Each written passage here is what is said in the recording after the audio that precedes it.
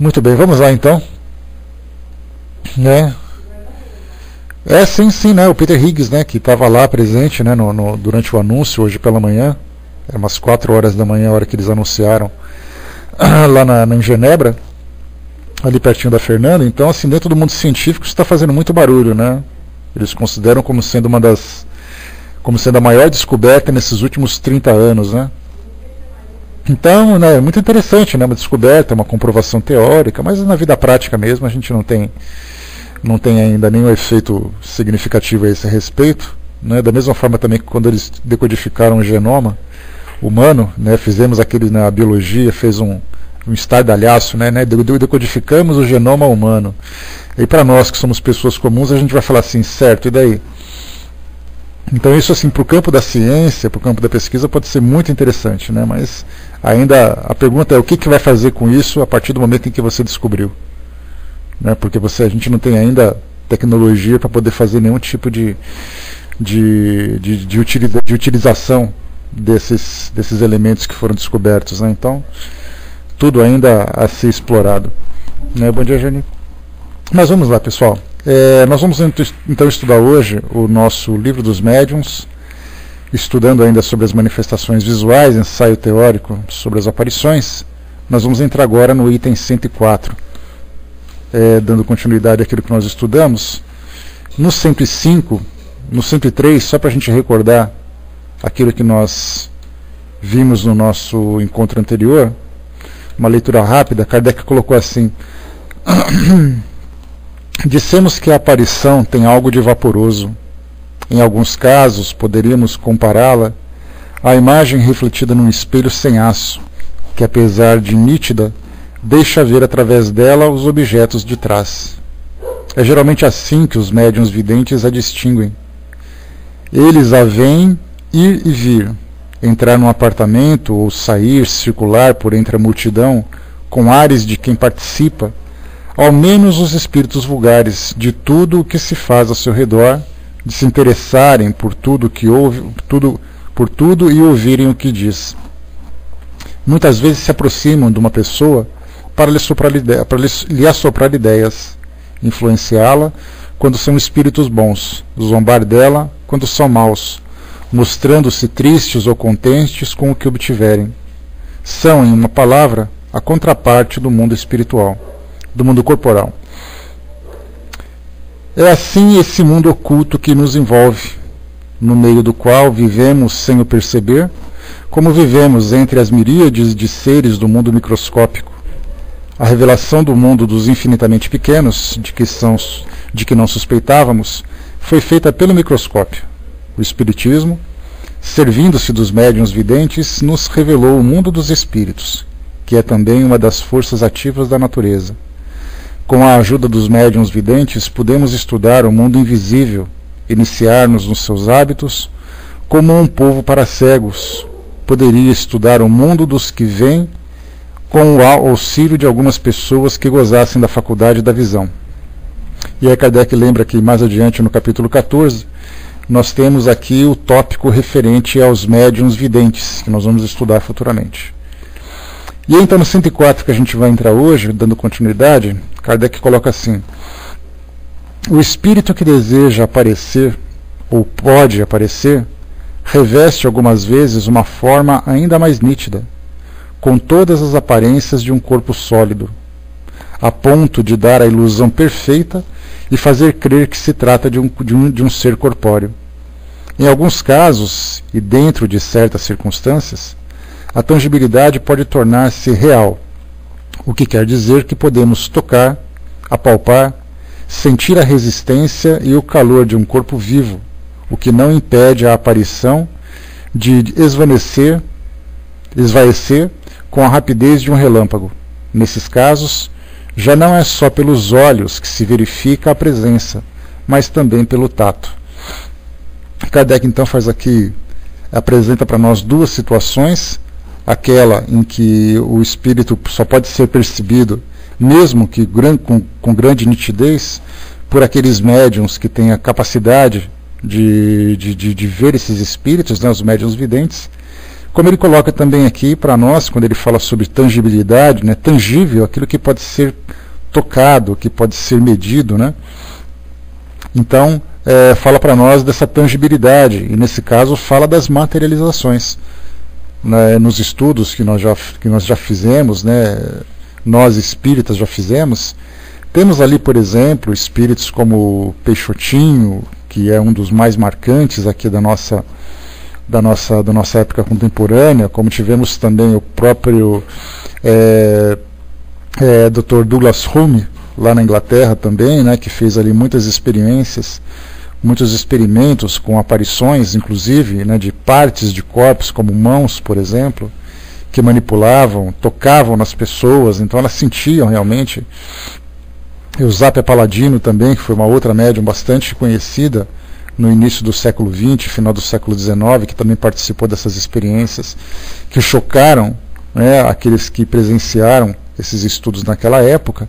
E aí, então são casos especiais, como explicou aqui para nós, em alguns casos e dentro de certas circunstâncias. Aí nós falamos, né, já estudamos inclusive em capítulos anteriores sobre o ectoplasma, que é uma substância que ela é fornecida por médiums que têm essa capacidade, né?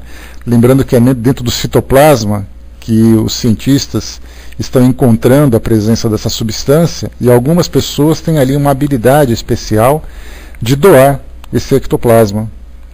E aí então os espíritos, tendo ali afinidade para poder se utilizar dessa substância, faz uma combinação dos seus fluidos, composto que compõe ali seu perispírito, e também com esses fluidos do médium, esse fluido animalizado, e aí então eles podem se fazer materiais, né?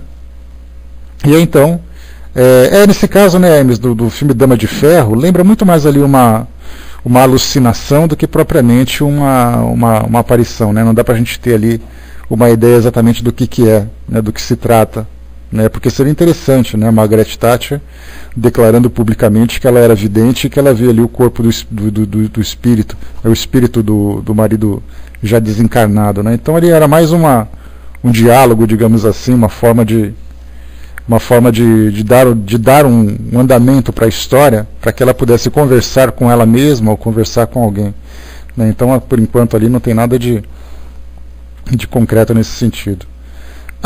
Né? Alguns pseudocientistas ainda querem negar a existência do ectoplasma, né? A gente lembra sempre, né, Brás, que o ectoplasma ele é uma substância que é estudada pela própria biologia. Ele não é uma criação dos espíritas, né? Agora sim, a gente tem que pensar sempre nesse ectoplasma, de que forma que o mundo espiritual pode utilizar. Aí então a ciência entra com a sua dúvida. Mas se você pegar o estudo científico, você vai encontrar essa substância produzida dentro das células mesmo, né? Então não tem nenhum problema nesse sentido para poder discutir sobre esse elemento, né? O problema é o uso que se faz dele, o modo de se liberar, a própria existência do mundo espiritual e tal. Então aqui, nesse caso, Kardec fala sobre esses espíritos, né? A gente lembra, naquele livro que eu li para vocês, da coleção Mistérios do Desconhecido, a edição que trata da evocação dos espíritos, nós temos ali alguns relatos da época de Kardec, que também, não só nos Estados Unidos como na Inglaterra, muitos experimentos foram feitos nesse sentido. E quando nós falamos sobre Douglas Home, ele falava bastante, né, os relatos da época. Esse livro não é espírita, esse que é o mais interessante, é um livro de pesquisas mesmo. Então traz ali relatos da época, recortes de jornais, aqueles que combatiam, aqueles que aceitavam, até mesmo ali a presença das irmãs Fox, que também colaboravam, né, com a divulgação desses eventos, dessas aparições. Faziam relatos, por exemplo, que o toque nas mãos que eram materializadas pelos espíritos, ela tinha assim uma superfície parecendo veludo, fria, parecendo veludo. Outras aparições também é a mesma coisa, né? Os espíritos podiam ser palpados, sentir algumas vezes o calor do corpo do espírito e tudo mais. Então essas algumas aparições, que não é o caso que a gente está estudando aqui, porque a gente está falando sobre as manifestações visuais não materialistas, né? Não materializadas, mas percebidas, né? Propriamente ditas. Aqui então, nesses casos, diz Kardec para nós, já não é só pelos olhos que se verifica a presença, mas também pelo tato. Se pudéssemos atribuir a ilusão ou a uma espécie de fascinação à ocorrência de uma aparição simplesmente visual, a dúvida já não é mais possível quando a podemos pegar e quando ela mesma nos segura e abraça. As aparições tangíveis são as mais raras, mas as que têm havido nesses últimos tempos, pela influência de alguns médiuns potentes, inteiramente autenticadas por testemunhas irrecusáveis, provam e explicam os relatos históricos sobre as pessoas que reaparecem após a morte com todas as aparências da realidade. Aqui, quando fala sobre esses médiuns potentes, né, Kardec se referia certamente a esse próprio, como nós conversamos, o do Sr. Douglas Home, que era assim a sensação do momento naquela época. Kardec teve contato com ele fazia apresentações tanto na França, como fazia apresentações também na Inglaterra. Então era a sensação do momento. Então quando se falava sobre materialização, sobre médium de grande potência para a realização de fenômenos físicos, de efeitos físicos, se referia a ele principalmente, né?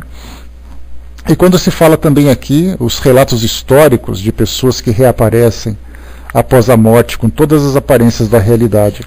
Nós temos ali não apenas no Evangelho, que talvez seja o relato mais significativo, né, quando se fala sobre a ressurreição de Jesus, e aí então é um tema muito interessante de ser abordado, porque cada religião tem uma visão diferente. E quando nós falamos a própria diferença entre reencarnação e ressurreição, já mostra ali uma incompatibilidade filosófica e também das próprias bases dogmáticas de cada religião, tendo ali bastante bem divergentes.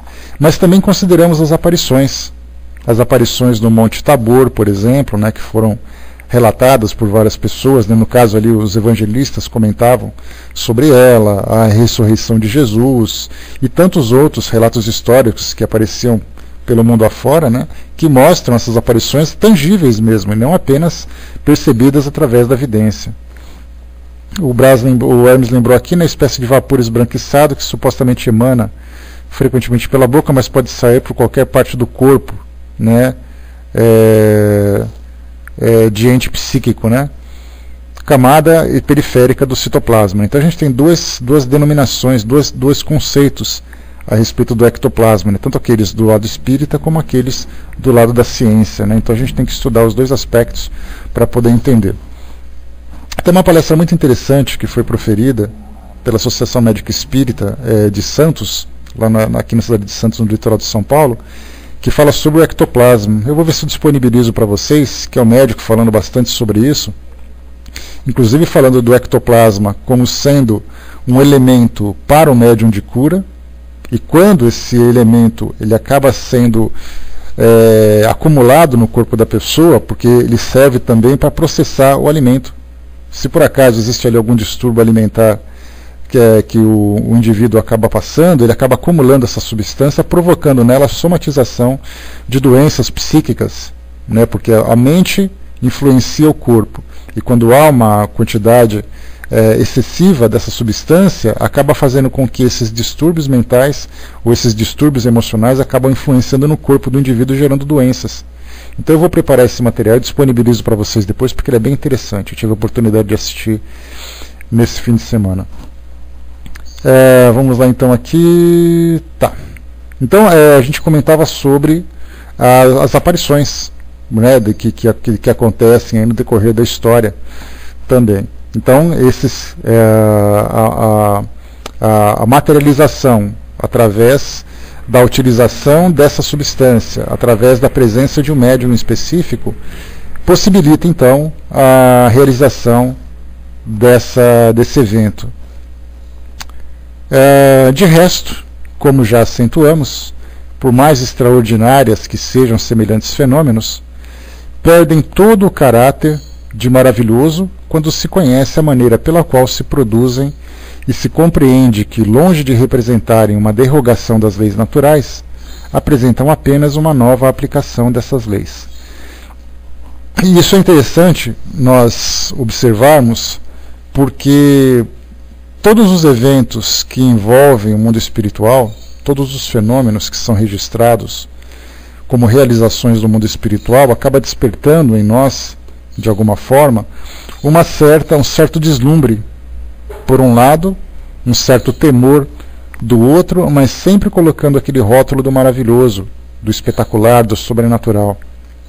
Daí então que todas as vezes que envolvemos religiões, que envolvemos a crença, que envolvemos a fé nessas aparições, a gente sempre se preocupa, a gente sempre acaba sendo tomado por uma certa euforia. Quando nós começamos a estudar com mais racionalidade, com mais cuidado, que todos esses fenômenos podem ser explicados por leis que nós vamos conhecendo, que elas vão se revelando, embora ainda de um modo precário, né, porque não tem um endosso da nossa ciência tradicional, da nossa ciência material, e aí, então porque ainda fica no campo da teoria, mais uma vez, quando nós falamos que o Espiritismo é uma ciência pelo método com que faz suas pesquisas, mas que esses fenômenos são apenas observados em círculos fechados, e aí então nós fazendo estudos, tirando conclusões, estabelecendo ali teorias para explicar aquele fenômeno, ele ainda não pode ser reconhecido publicamente, não pode ser reconhecido pela academia, exatamente por tratar de elementos que a ciência tradicional não lida. A ciência tradicional não é capaz ainda, ou não tem interesse, ou não tem possibilidades, seja lá como for, de penetrar nesse campo e também apresentar ali as suas teorias. Então, quando você fala um espírito apareceu, de imediato a gente rotula isso como sendo uma questão de fé. A ciência não tem essa preocupação.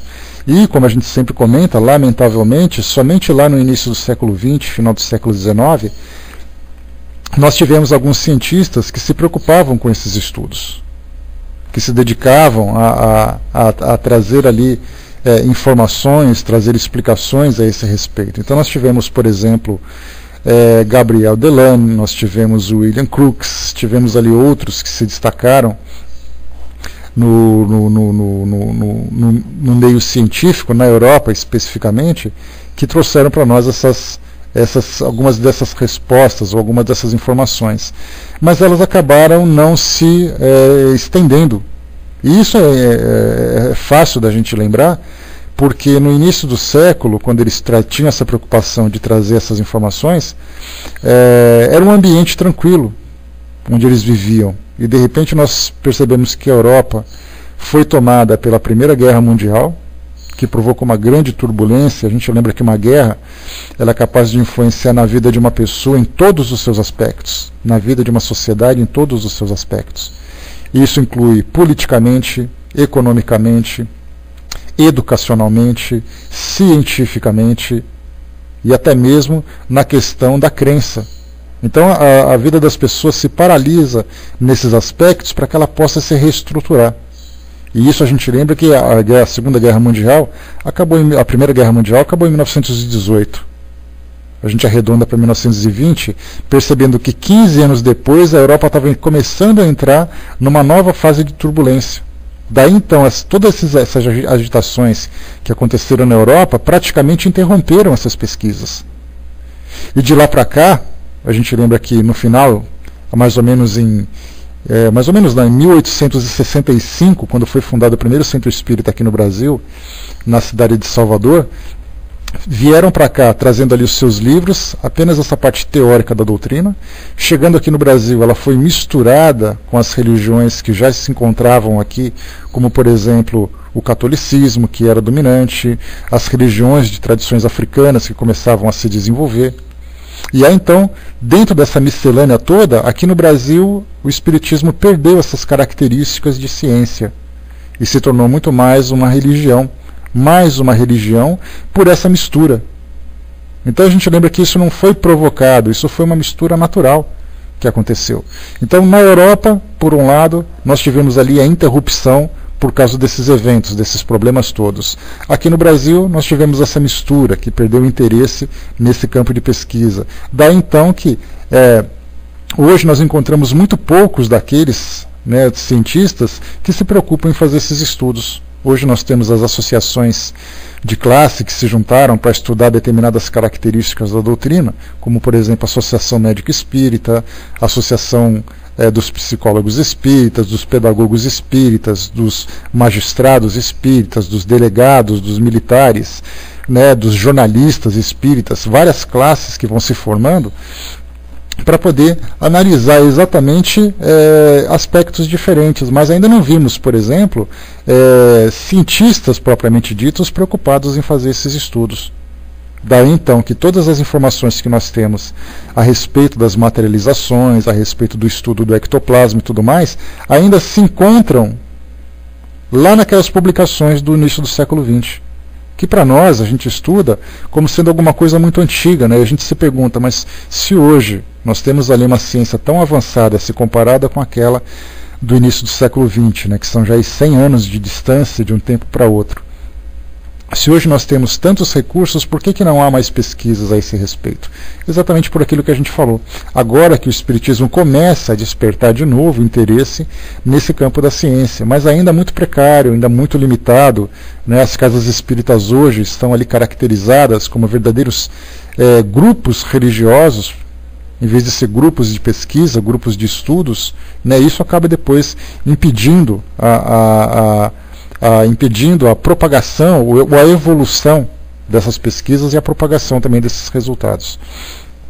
Mas então, tendo essas informações, né, nós comentamos isso pelo seguinte, né, porque até mesmo hoje nós observamos que se acontece uma materialização dentro de uma casa espírita, se aqueles que estão presentes não estão acostumados a esses eventos, vão ficar tão deslumbrados como qualquer evento considerado miraculoso por religiões tradicionais. Então é necessário que nós tenhamos uma compreensão dessas leis, mas para compreender a lei é importante que seja feito um estudo. Hoje, a gente tem campos de pesquisa, por exemplo, nós temos grupos de pesquisas no campo da transcomunicação instrumental. O que é a transcomunicação instrumental? É a comunicação dos espíritos através dos equipamentos eletrônicos, como fotografias, como televisores, como gravadores, como rádios, né, rádios comuns, né, até mesmo através de computadores também, já que tudo isso, né, a interferência dos espíritos através da eletricidade, através dessas energias, trazem também ali sinais de suas presenças. Então hoje nós temos grupos que foram montados para estudos específicos sobre transcomunicações, não apenas dentro do meio espírita, mas fora do meio espírita também. Quando a gente pega aqueles filmes de terror dos Estados Unidos que mostram ali a comunicação dos espíritos através desses equipamentos eletrônicos, não são filmes criados por espíritas, mas eles são baseados em grupos que realmente existem, que fazem esses estudos e que não tem nada a ver com o espiritismo. Mas é porque já que isso foi possível de ser detectado, então aqueles grupos de curiosos se juntam para poder elaborar novas pesquisas. Então, quer dizer, estamos estudando, então estamos entrando no campo da tecnologia e estamos nos esquecendo daquilo que é mais básico, que é exatamente ali a mediunidade, que é exatamente ali que são exatamente os fenômenos que podem ser analisados, né? Daí então essas buscas que não são concentradas, mas elas são dispersas, necessitando de uma reorganização para poder facilitar o nosso entendimento, porque através dos resultados dessas pesquisas nós teremos ali então informações muito mais concretas para explicar tudo aquilo que acontece na vida das pessoas relacionadas com o mundo espiritual, que são chamadas de sobrenatural. No caso, né, o sobrenatural, a gente lembra que é um nome sempre pejorativo, né, sempre negativo. O sobrenatural é aquilo que provoca medo. Se é milagre, já é alguma coisa que acontece junto a Deus, junto aos espíritos superiores. Então, na verdade, tanto sobrenatural como miraculoso são duas formas diferentes de explicar a mesma coisa, dependendo da ordem em que se encontram esses fenômenos. Mas tudo ali dentro de leis que são estabelecidas, que estão ali sendo conhecidas aos poucos, mas que precisa de investigações maiores. No item 105, vamos em frente. O perispírito, por sua própria natureza, é invisível no estado normal. A gente lembra sempre, né, que nós somos constituídos de 3 elementos: o corpo físico, que é esse que nós utilizamos para interagir com o mundo material.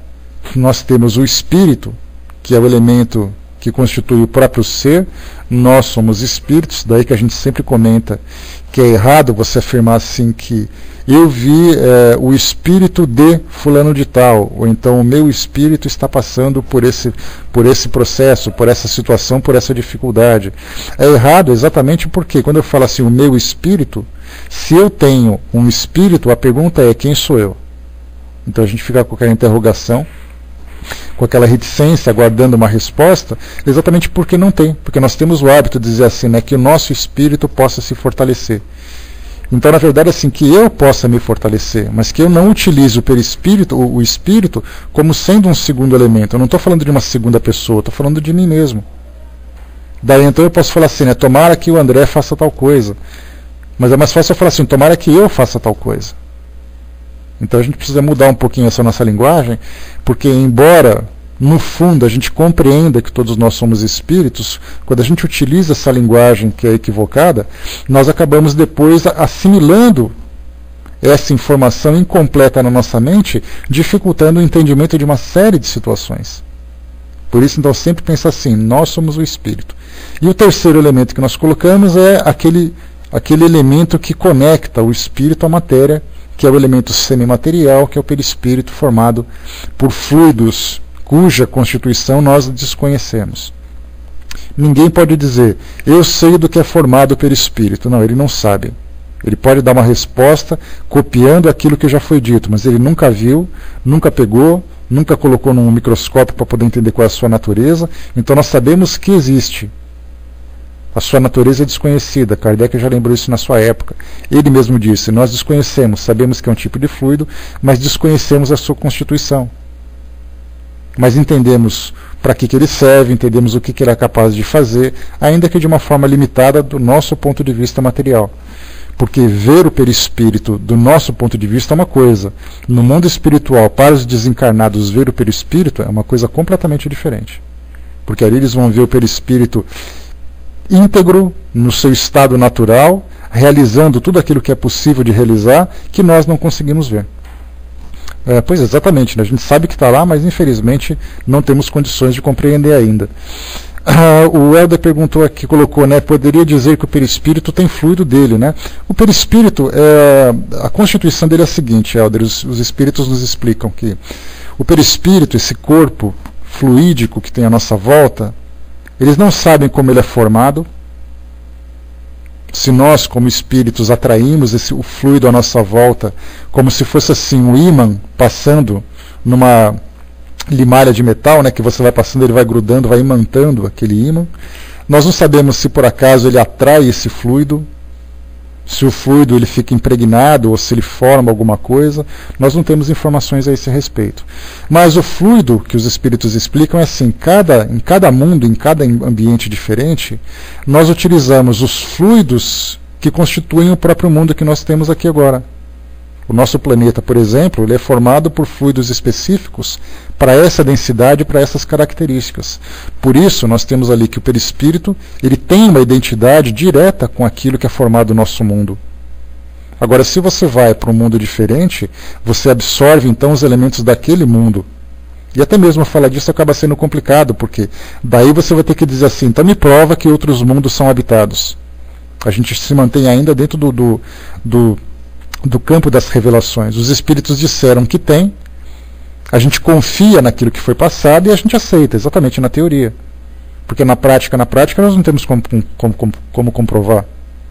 Falar, por exemplo, para vocês que o planeta Marte é habitado por uma grande civilização, como passaram para nós os espíritos, é muito complicado, quando a gente já mandou uma sonda para lá e fotografou e pegou um planeta deserto. Então nós temos ali uma dificuldade muito grande ainda de compreender a existência nesses mundos, apesar das revelações.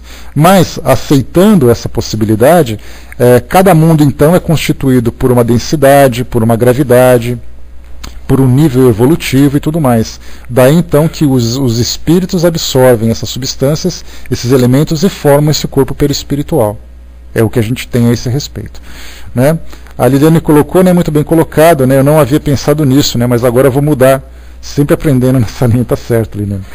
Então é sempre pensar dessa forma, né, que nós temos que compreender o que são esses elementos, porque se nós tivermos uma boa compreensão, nós conseguiremos entender tudo aquilo que acontece. Uma visão, um fenômeno, até mesmo uma doença. A gente lembra que somatizar uma doença significa fazer com que ela se torne física. E nós temos ali uma série de explicações. Tumores que são provocados por pessoas que passam por angústias muito grandes. Pessoas que, por exemplo, ficam muito estressadas. Porque a gente lembra que não é o corpo que se estressa. O corpo, na verdade, recebe o reflexo do espírito. Porque se eu me estresso com alguma coisa, é porque eu estou pensando a respeito daquela coisa.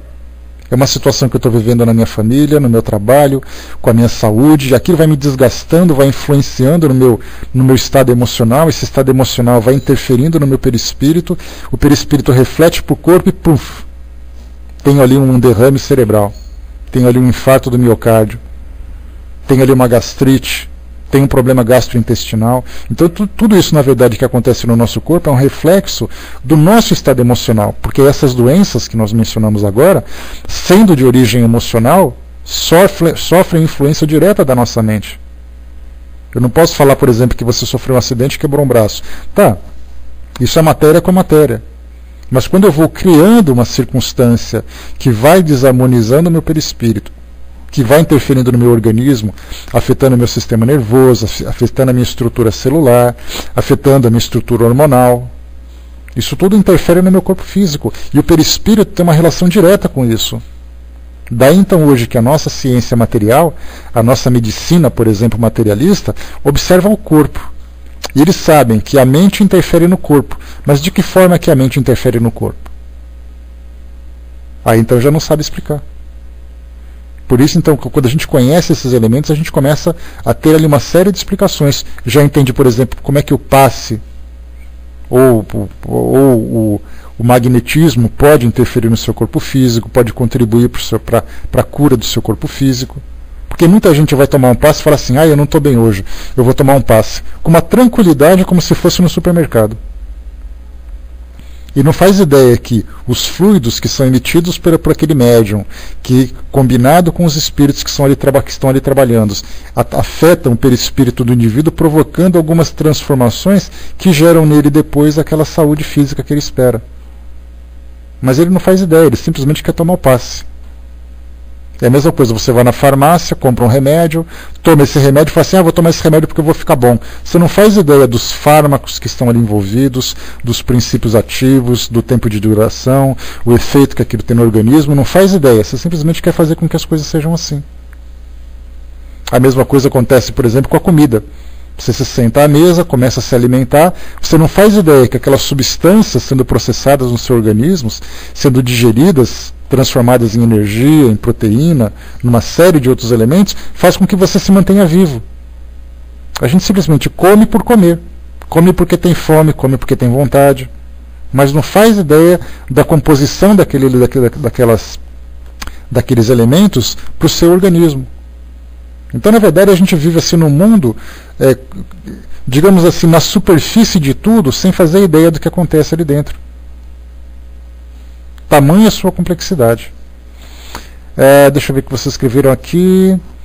A Sensata colocou, bom dia, né? É feito de fluido cósmico alterado para o orbe no qual o espírito se liga, né? Então, pela densidade, pela gravidade, pela sua natureza moral, tudo isso interfere, né? Tudo isso, na verdade, determina os tipos de fluidos que são utilizados em cada ambiente. Essa é a informação que chega para nós. A partir dali, para a gente adentrar um pouco mais e compreender isso, do nosso ponto de vista, ainda é muito difícil. Seria mais ou menos, só para a gente fazer uma comparação bastante pobre, um cientista, um astrônomo, que através de um grande telescópio observa uma nebulosa que se encontra a milhares de anos-luz daqui, e ele, do telescópio, ele vai determinar exatamente quais são os elementos que se encontram naquela nebulosa. Como é que ele pode dizer exatamente o que tem ali, se ele está a milhares de anos-luz de lá? Ele não está lá dentro para saber qual é a temperatura, qual é a gravidade. Ele começa, assim, por informações, ele começa a teorizar, mas ele não sabe explicar. Até porque aquilo está completamente fora da nossa realidade. É a mesma coisa que acontece conosco com relação ao mundo espiritual.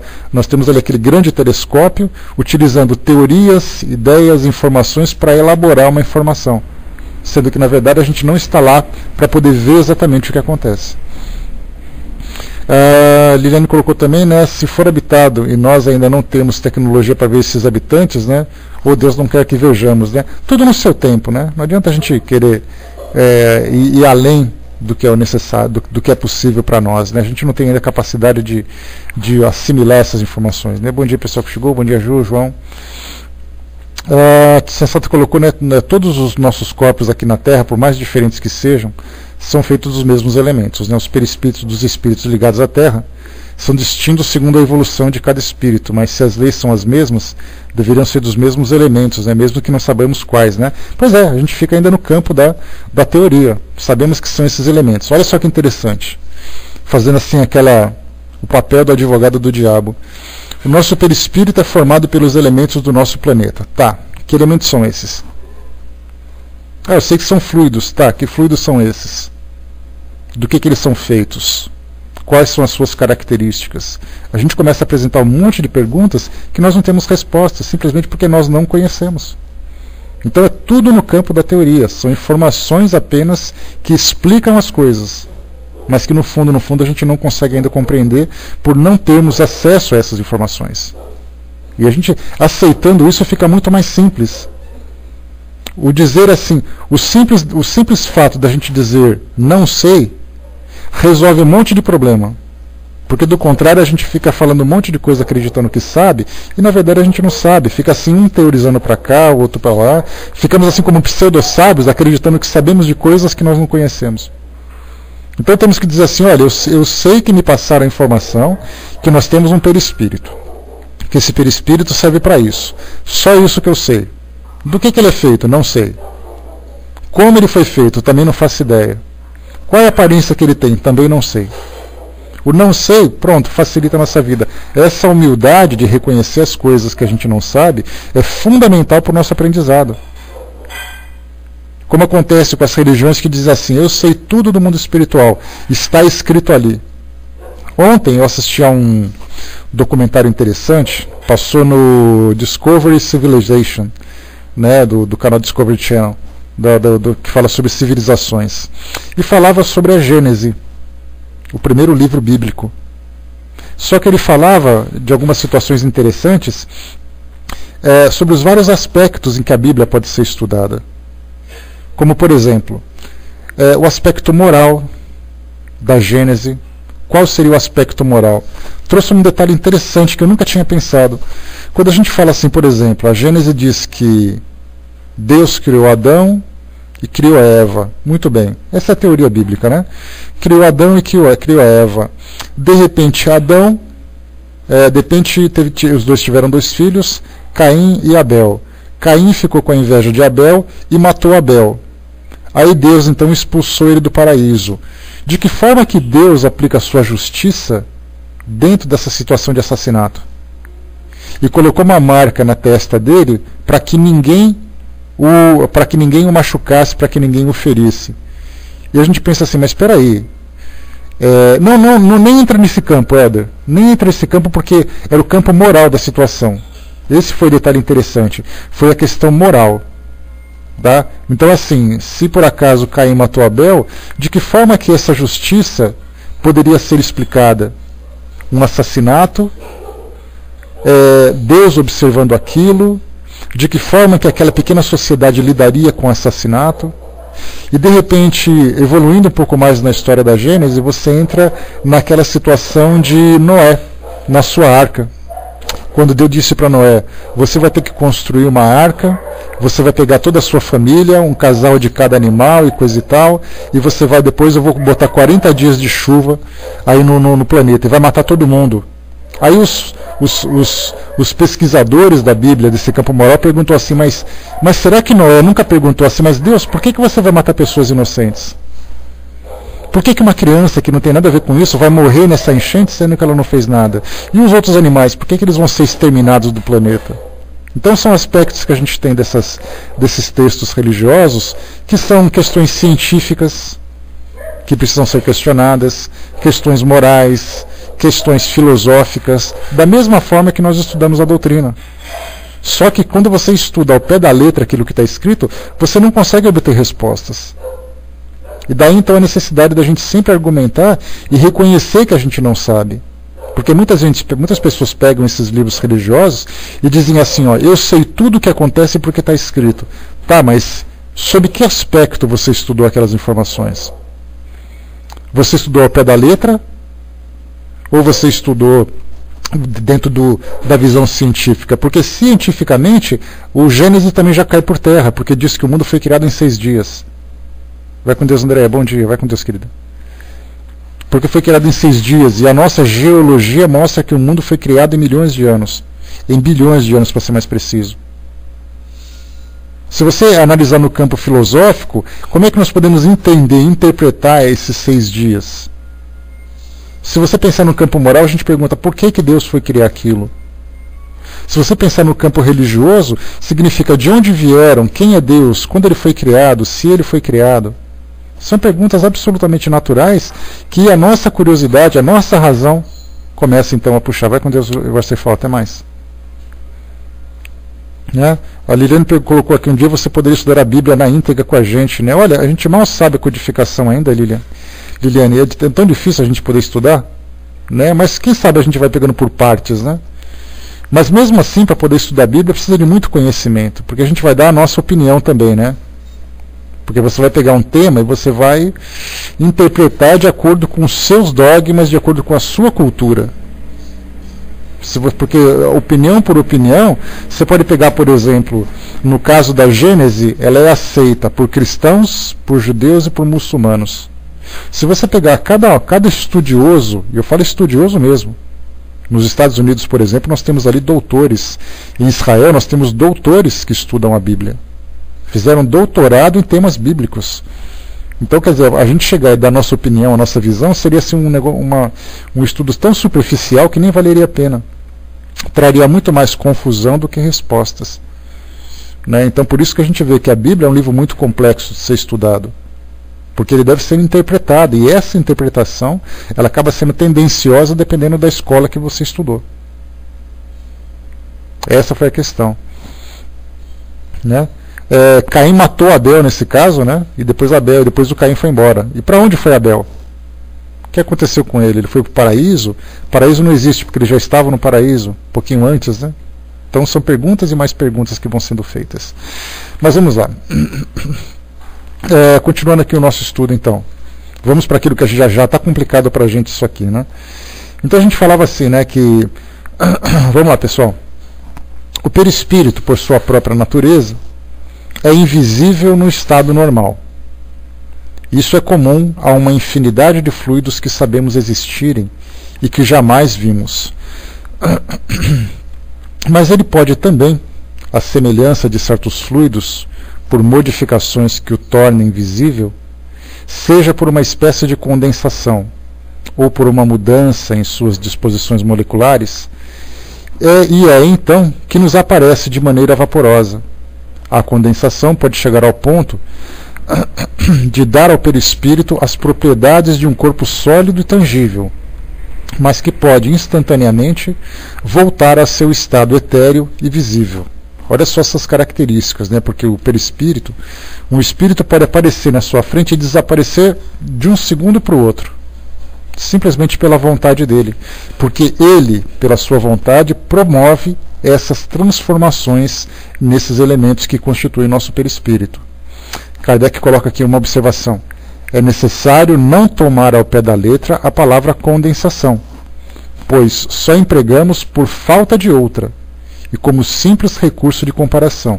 Isso significa o quê? Podemos entender esse processo ao compará-lo ao do vapor, que pode passar da invisibilidade a um estado brumoso, que é a neblina, né? Quando se fala em brumas, né, as brumas de Avalon, aquele clássico, né, da literatura inglesa, Quando você fala sobre aquilo, a gente fala exatamente sobre aquelas brumas, aquelas nuvens, aquela neblina que cobre Avalon. Então o estado brumoso, depois ao líquido, ao seguir ao sólido e vice-versa. Então a gente tem ali vários estados da água, por exemplo, desde o estado vaporoso na sua condição invisível. As partículas de água que se encontram suspensas no ar podem ser detectadas, por exemplo, nas investigações sobre a umidade relativa do ar, que é feita hoje por instrumentos da meteorologia. Então a gente tem ali 50% de umidade, 20% de umidade, 50% de umidade, porque eles conseguiram detectar essas partículas suspensas na atmosfera. Mas a gente pode, dependendo das circunstâncias, por exemplo, dependendo da pressão, dependendo da altitude, dependendo da temperatura, a gente pode fazer com que essas partículas comecem a virar vapor visível, pode fazer com que ela se torne líquida e pode fazer com que ela se torne sólida, através de uma pedra de gelo, através de um floco de neve. Então, temos ali os vários estados da água. Então, Kardec, quando ele fala de condensação, quando se fala sobre condensação, ele fala exatamente sobre isso. É a forma mais próxima, seria a definição mais próxima para essa transformação que o perispírito sofre, mas que, mais uma vez, a gente não sabe explicar como isso acontece. Kardec diz o seguinte sobre isso: esses diversos aspectos do perispírito, entretanto, resultam da vontade do espírito, e não de causas físicas e exteriores, como acontece com os gases.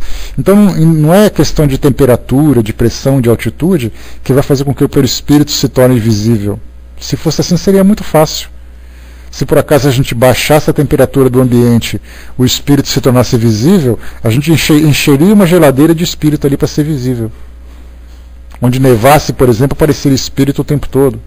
Ou se por acaso nós esquentássemos a temperatura, aumentássemos a temperatura, eles se tornariam visíveis. Pronto, vai todo mundo para o deserto formar sempre espírito ali, que fica mais fácil. Então, na verdade, não são. Já pensou, Ju? Então, não somos ali. Pois é. Não são ali esses elementos, essas causas físicas exteriores que modificam o perispírito. Na verdade, nós lembramos sempre que é a vontade do espírito que faz com que isso aconteça, né? Deixa eu ver aqui. Não podemos esquecer que o espírito trabalha as possibilidades do perispírito. Sim, nós falamos sobre isso ontem, Jane. Lembrando sempre que eu li um trechinho de um comentário que a gente vem recebendo, que fala exatamente sobre isso. Tudo no mundo espiritual é uma questão de treino. Não é simplesmente uma questão de vontade. A gente vai chegar no mundo espiritual, né, com aquela coisa assim: vou chegar no mundo espiritual, já vou sair voando por aí, já vou sair atravessando parede, já vou sair transformando o perispírito como eu quiser. Na verdade, é uma questão de aprendizado, de treino, para que o espírito possa entender exatamente o que acontece, né, de que forma que ele promove essas transformações. Porque senão seria muito simples para nós, né? Bom dia, Francis. Bom dia, pessoal. Senão seria muito simples, né? O Hermes colocou, né, para que haja o aparecimento, a necessidade da afinidade entre o espírito e o médium, né, exatamente o que Kardec vai falar em seguida aqui. A Liane colocou: a casa espírita mais humilde não ia acontecer nada, porque não dá para pagar conta de luz se ficar com o ar-condicionado ligado direto. Pois é, né? Se dependesse do frio, ia ficar por aí mesmo. Deixa eu ver aqui. Tá aqui. O espírito nos aparece quando deu ao seu perispírito a condição necessária para se tornar visível. Mas a simples vontade não basta para produzir esse efeito, porque a modificação do perispírito se verifica mediante a sua combinação com o fluido específico do médium. Ora, essa combinação nem sempre é possível, e isso explica porque a visibilidade dos espíritos não é comum. Então, mostrando que toda vez que o espírito precisa envolver matéria nas suas manifestações, ele tem que tirar essa matéria do mundo físico.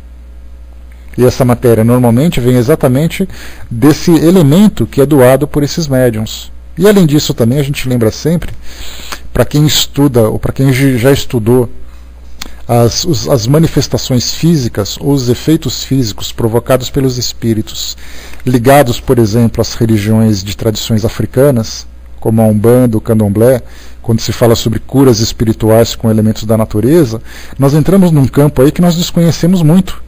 Kardec, por exemplo, nas suas obras, nós lembramos sempre, que ele falou muito pouco sobre essas energias e esses fluidos que são observados na natureza. Enquanto que as religiões de tradições africanas utilizam isso com muita frequência. Então a gente pergunta, tá, o ectoplasma é esse elemento que é liberado por um médium, é esse fluido vital liberado por um médium que tem essa capacidade que o espírito utiliza. Mas e com relação aos fluidos dos animais e aos fluidos dos vegetais que nós desconhecemos? Até onde os espíritos podem utilizar esses fluidos para poder ali promover alguns tipos de fenômenos que nós desconhecemos? E isso deve ser considerado, porque na codificação nós não temos estudos nenhum a esse respeito. Quando se fala, por exemplo, que os espíritos utilizam fluidos de plantas para promover curas em determinados trabalhos de curas espirituais, como é que nós podemos entender de que forma que eles utilizam esses fluidos, como são esses fluidos, de que forma que eles coletam esses fluidos e quais os efeitos sobre nós? Então existe um mistério no mundo espiritual que nós não fazemos ideia. A gente acha que o mundo espiritual se resume naquilo que acontece dentro de um centro espírita. A gente não faz ideia do que acontece na natureza. Os animais possuem fluidos. As plantas possuem fluidos. Nós possuímos fluidos. Até mesmo os minerais possuem determinadas substâncias que nós não conhecemos. E a pergunta é de que modo que os espíritos interagem com essas substâncias? Completamente fora da nossa realidade. Nós não fazemos ideia. Se nós pegarmos, por exemplo, a Umbanda, que nós comentamos há pouco, nesses trabalhos que eles fazem envolvendo esses fluidos da natureza, eles fazem muito mais por automatismo do que por compreensão. Eles fazem porque sabem que funcionam. Mais ou menos o que acontece com a cultura popular. Você está com uma dorzinha de estômago, está com enjoo e coisa e tal, você vai ali, vai na planta, vai ali no seu jardim, tira umas folhas de boldo, faz aquele chá horrível e toma que você sabe que vai ficar bom. Ontem passou na televisão algumas plantas medicinais, né? Você está um pouco agitado, você está um pouco nervoso, faz um chazinho de folha de maracujá, que você vai ficar calminho. Tá, mas qual é o princípio ativo, como é que aquilo funciona, como aquilo foi descoberto, não se sabe. Então são práticas populares que sabem que funcionam, como acontece com os índios, que utilizam recursos da natureza para suas próprias curas e tudo mais. Em muitos grupos religiosos, eles utilizam-se dessas práticas sem saberem como funcionam. Simplesmente fazem porque aprenderam a fazer, e fazem porque dá certo. Mas eles não conhecem a fisiologia da coisa, nunca levaram isso para um laboratório. A mesma coisa acontece com a mediunidade dentro dessas escolas. Eles sabem que podem incorporar, sabem que o espírito fala, mas eles não fazem ideia. E hoje, a gente sempre fala sobre isso, né, Jane? Hoje, nós temos ali grupos de médiuns da Umbanda, por exemplo, de casas da Umbanda, que estudam o livro dos médiuns, para poderem entender como aquilo acontece, para fazerem com que as coisas funcionem de um modo muito mais objetivo, muito mais eficaz. Então nós estamos saindo das práticas populares para entrar agora nas práticas técnicas, porque aí sim a coisa funciona. Mas ainda assim existe assim, um vasto campo envolvido com mistérios que nós desconhecemos com relação a essas substâncias que nós comentamos há pouco. Falamos aqui, por exemplo, né, que a vontade do espírito, utilizando o fluido doado por um médium, pode se fazer materializado, pode se fazer visível. Mas ainda assim é um mecanismo que nós desconhecemos. O Mário colocou, o espírito pode utilizar um fluido do animal para se tornar visível? Segundo as informações que chegam para nós, Mário, aqui do livro dos médiuns, dos estudos de Kardec, somente um médium que é capaz de fazer a doação de um ectoplasma animal humano pode fazer essa combinação. Agora, foi aquilo que eu falei para vocês, não é que esse fluido animal pode ser utilizado, mas a pergunta é, o que o espírito pode fazer com esse tipo de fluido? Se é que ele pode fazer alguma coisa. É essa a dúvida que nós deixamos. É essa a questão, porque o espírito, na verdade, para poder absorver um elemento no seu perispírito para determinado fenômeno, tem que ser um elemento que seja compatível com a sua própria natureza. Porque os fluidos dos animais têm características diferentes dos fluidos humanos. Por isso, então, ele só pode utilizar aquele fluido com que ele tem afinidade. Agora, mais uma vez, o que ele pode fazer com esses outros fluidos, que certamente existem, já que é um fluido vital. Se por acaso esses elementos estão vivos, eles têm esses fluidos. Eles têm células, nós temos células vegetais, temos células dos animais, temos as células humanas. Essas células produzem ectoplasma. O que eles podem fazer com esse ectoplasma? Essa é uma questão assim que, se você perguntar para os espíritos, eles vão dizer para você assim, perguntas como eu já fiz. No mundo espiritual existem elementos que vocês sequer imaginam existir. E esses elementos podem fazer coisas que vocês nem imaginam que são capazes.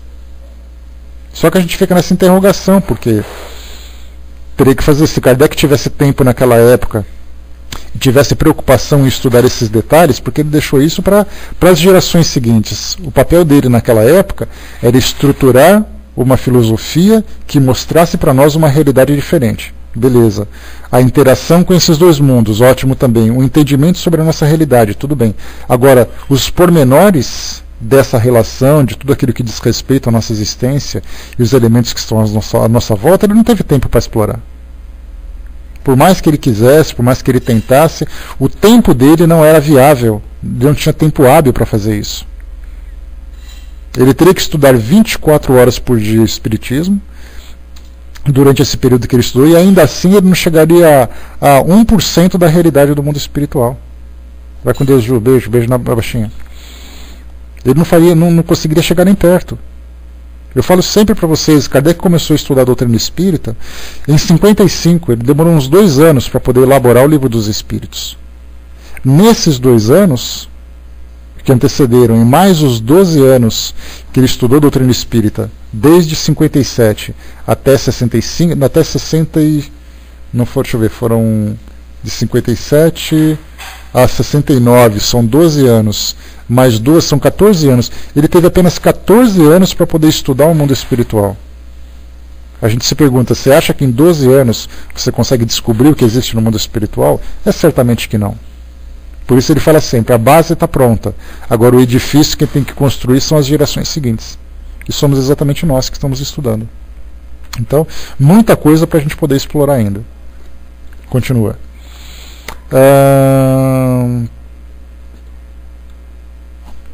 Tá. Assim, e haja tijolo, viu, Hermes? Haja tijolo. A gente tem uma pirâmide para construir ainda, a gente está na primeira parte. Com muito otimismo ainda por cima, né? Assim, não é suficiente que o espírito queira aparecer, nem apenas que uma pessoa o queira ver. É necessário que os fluidos de ambos possam combinar-se para que o que tem de haver entre eles uma espécie de afinidade. É necessário ainda que a emissão do fluido da pessoa seja abundante para operar a transformação do perispírito. E provavelmente há outras condições que desconhecemos. Olha só a humildade de Kardec. Mais uma vez para vocês focarem. É necessário ainda a emissão de fluido da pessoa, que a emissão de fluido seja abundante, ou seja, mais do que ele pode produzir, mais do que normalmente se produz, porque do contrário, se você retirar fluido desse médium, ele pode sofrer as consequências disso, porque o seu organismo necessita dessas substâncias para poder funcionar. Se você tira alguma coisa de quem não tem, você acaba prejudicando. Mas muito bem, mais uma vez aqui, onde nós estávamos, espera que eu me perdi. É necessário ainda que a emissão do fluido da pessoa seja abundante para operar a transformação do perispírito. E provavelmente há outras condições que desconhecemos. Pronto. Quando se assume que eu não sei, que eu não conheço, que eu não compreendo, isso facilita muito o nosso aprendizado, porque a gente deixa todas as possibilidades abertas para novas informações. Não aquela arrogância de dizer, eu sei tudo. Porque qualquer informação nova que chega, você vai rejeitar. E você rejeita alguma coisa que não conhece. Esse é o ponto fundamental do nosso aprendizado, manter sempre a mente aberta. Por fim, é preciso que o espírito tenha permissão de aparecer para aquela pessoa, o que nem sempre lhe é concebido, ou pelo menos não é em certas circunstâncias, por motivos que não podemos apreciar. Olha só de novo. Quais seriam os motivos que impediriam um espírito de se manifestar? Herculano Pires, que fez a tradução desse livro, ele levantou aqui, ele colocou aqui uma nota de rodapé para poder aqui dar uma ilustrada para nós.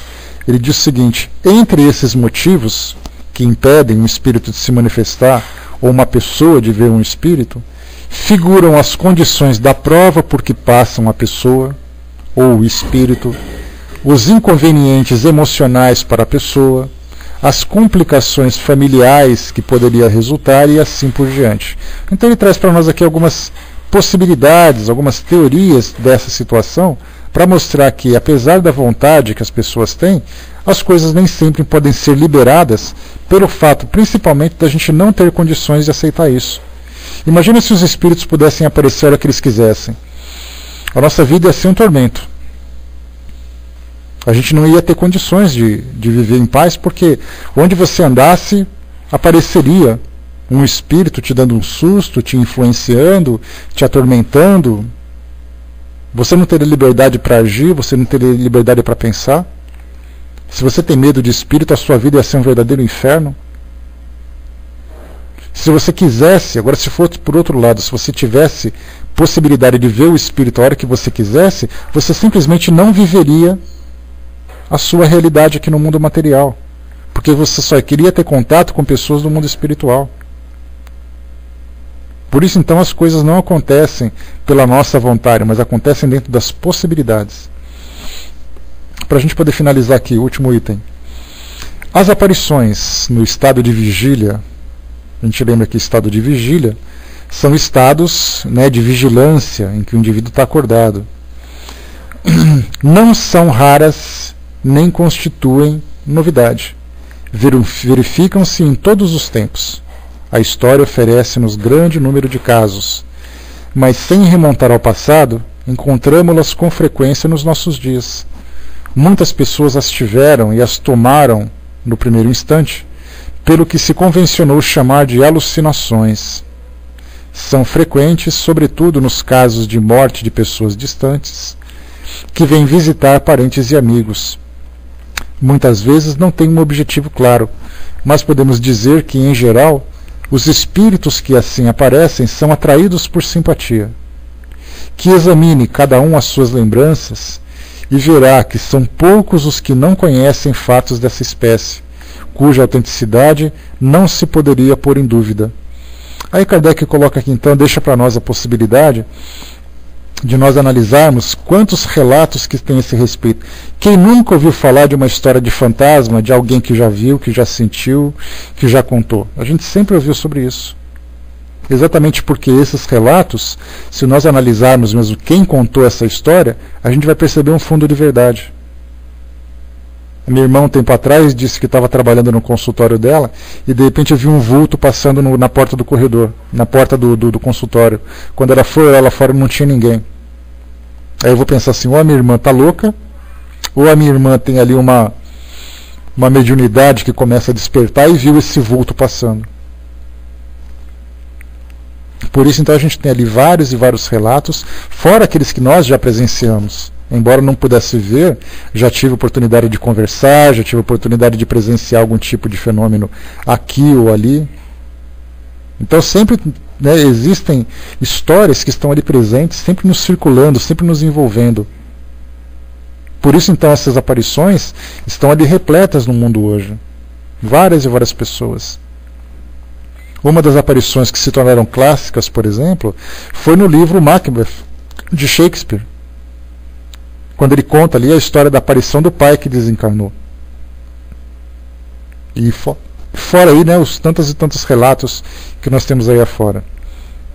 A Liliane colocou, né, as EQM, né, que são as experiências de quase morte, também são interessantes. As pessoas dizem se ver fora do próprio corpo, e algumas dizem ver pessoas que desencarnaram naquele hospital. Mas ainda assim, Liliane, nós temos pesquisas feitas por espíritas que fazem parte da área médica e da área da psicologia também, que estão estudando as experiências de quase morte, porque para a ciência materialista, para a ciência materialista, a experiência de quase-morte é um resultado de alucinações provocadas por um choque em que o indivíduo se encontra. O cérebro dele produz substâncias. E você não me fala nada, Hermes? Para eu registrar lá na minha pesquisa? Depois eu vou correr atrás disso daí, então. Falta de oxigenação no cérebro, uma produção excessiva de eletricidade, então uma série de hormônios que estão circulando e coisa e tal. Então uma série de situações que falam sobre isso. Ah, tá certo, então. A Bandeirantes chegou a fazer um tempo atrás, eu até registrei isso daí, foi uma sequência de 4 ou 5 reportagens que falavam sobre experiências de quase-morte. Eu não sei se eles estão repetindo essas mesmas reportagens ou se eles estão trazendo coisa nova, mas eu vou pesquisar sim, valeu a informação. Liberar noradrenalina, qualquer substância que apareça, eles estão trazendo aí para nós. Então, por isso é sempre assim, o que estão estudando dentro do meio espírita não é apenas o relato em si, de pessoas que dizem assim, quando eu estava na mesa de cirurgia, quando eu estava na UTI, eu cheguei a ver alguma coisa e tal, mas comprovar que o indivíduo realmente viu isso. E uma das formas que eu já trouxe para vocês aqui em outra oportunidade, eles estão fazendo o seguinte, em centros de cirurgia. Isso quem está fazendo é um grupo de Juiz de Fora, na Universidade Federal de Juiz de Fora.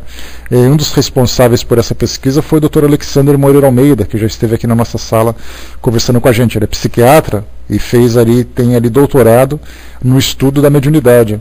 Então uma das propostas daquele grupo é a seguinte, você coloca uma fotografia, uma imagem próxima ao teto da sala de cirurgia, onde uma pessoa caminhando não tem condições de observar. Mas uma pessoa que se encontra em desdobramento, como os relatos são muito comuns, da pessoa se encontrar flutuando no teto e olhar de cima para baixo, do teto ela é capaz de ver essa figura. E aí então o que ela vai fazer? Ela vai dizer assim, quando eu estava na sala de cirurgia, eu vi as pessoas me operando e vi também um elefante cor-de-rosa ali naquela foto. Se ele fizer um relato comprovando que viu aquele objeto, comprovou que viu aquela imagem, então significa que de fato ele teve um desdobramento. Então são técnicas, são formas que eles estão utilizando para poder comprovar essas experiências, mas são ainda temas de estudos. O que nós vimos aqui então... Bom, então fechando por aqui o nosso trabalho, pessoal, o que a gente viu até agora então foi exatamente sobre isso, sobre as manifestações, sobre a presença do perispírito, que é algo que precisa ser muito estudado. Como eu já falei para vocês, nós temos, como em qualquer outro meio acadêmico da nossa sociedade, nós temos ali pessoas que se interessam por estudar esse ou aquele tema. E dentro da doutrina, por termos ali uma vastidão de assuntos a serem estudados, o perispírito, por exemplo, tem pesquisadores espíritas que se especializaram em estudar o perispírito, que é ali como se não bastasse mediunidade, vida após a morte, fluido cósmico universal, curas e tudo mais, ele se especializou em perispírito. Daí as tantas e tantas informações que ainda a gente precisa descobrir a esse respeito. Então temos ali muita coisa para poder pesquisar. Quem quiser estudar um pouquinho mais sobre um outro tema, é só se aprofundar. A Liliane colocou, quando eu fiz gastroplastia, fiquei na UTI por 3 dias, vi um médico junto de mim o tempo todo. Eu estava entubada e não podia conversar. Quando me desentubaram, ele se despediu e foi embora. Mandei chamar ele para eu agradecer, e me foi informado que médico nenhum ficou junto de mim. Quando afirmei que ficou, me disseram que era efeito da anestesia. Pois é, a gente sempre tem essa história. Houve uma época também que eu passei por uma cirurgia que minha mãe relatou que ela entrou no quarto uma vez, o quarto estava esverdeado e tinha uma pessoa em pé com uma roupa verde do meu lado. Então assim, aquela luz verde dentro do quarto e tudo mais. Só que na verdade o quarto estava fechado, escuro, e eu ali quietinho dormindo no momento daquele tratamento. Já pensou? Pois é, a alucinação de quem está anestesiado é uma coisa, a alucinação de quem está acordado é outra, mas são ali relatos ainda fragmentados que a gente não tem como comprovar, principalmente porque realmente a gente não pode descartar que haja essas alucinações. De fato elas existem, mas também existem os fenômenos. O importante é a gente diferenciar uma coisa da outra. O Hermes colocou, conheci um rapaz que não é espírita que narrou um fato desse tipo para mim também. Então são muitos, por isso que eu falo, a gente sempre fala, quem nunca viu conhece quem viu. né? Viu toda a cirurgia, inclusive as mancadas na sala, né? Pois é, esse que é o problema, né, médico? Né, Hermes? Depois que você acorda, você começa a caguetar todo mundo, né? Mas beleza, então. Vamos lá. Meus amigos, fechando por aqui o nosso trabalho. A gente conversou um pouquinho mais hoje sobre o perispírito, né?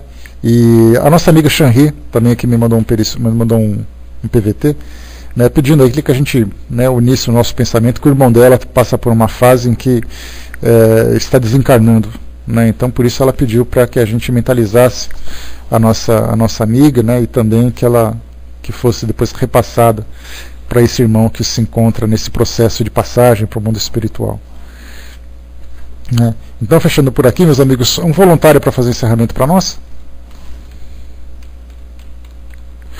A Vaninha não pôde ficar, Liliane, ela teve que sair, teve um compromisso agora na parte da manhã, mas deixou um beijo para todo mundo. Ela veio aqui rapidinho e tal.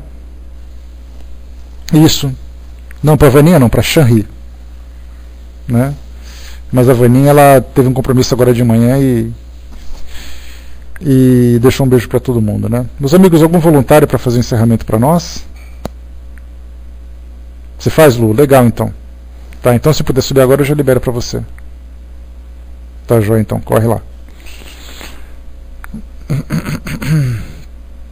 Isso, a Lu vai fazer para nós, só aguardar um pouquinho.